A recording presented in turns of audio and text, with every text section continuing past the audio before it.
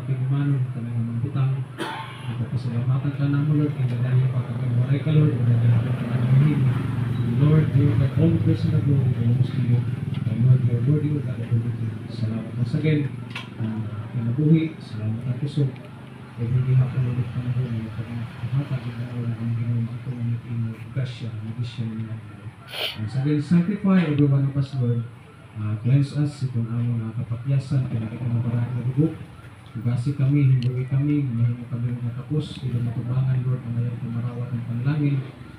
Ikaw, Lord, manguna, ikaw ginawa sige, magkandisyon ito ng pinabuhi this time, at ito ng panglagan, pagsimba, Espiritu ng kamaturan, ng sige, Lord, prepare our hearts, our minds, isa Lord ang pinabuhi, amon may hatag, itong among dabisyon na, panglagan, pagsimba, Espiritu ng kamaturan, ikaw ginawa ng hatag pa ng kaaram, pinagit para ng Espiritu, right spirit, right attitude o God toward you, Lord. Isang ginawa, ikaw ginawa mag-empower, ito mga pastor and preachers o God, na matindog ang lihit mga pulpito.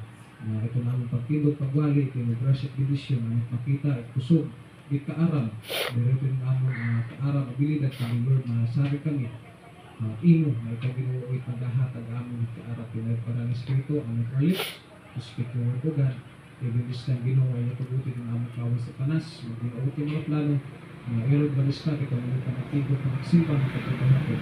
Ito sagit, ito lift up, ito mag-glorify, ito mag-magnify as we have this day, maging meaningful this time itong among panatigod na magsimpa. Ito kumitiran ito among ibang brethren, makabot na naghapon na simbahan, na second sound, makapot namin ginawa, kapangalagan, pagsimba, Espiritu ng kamaturan, itubutin ng mga kawin sa panas, na maging madilawag ng mga plano, maging makuha, at tulong ang mga gusto ng pamamakian. But once again, ikaw mag-lift up, ikaw once again mag-glorify, ikaw makita, itong mag-deliver sa kalibutan, ikaw mag-agaran, ikaw magkaluwas sa amon, maghatag ng pinabuhi, pinakita ng Christus.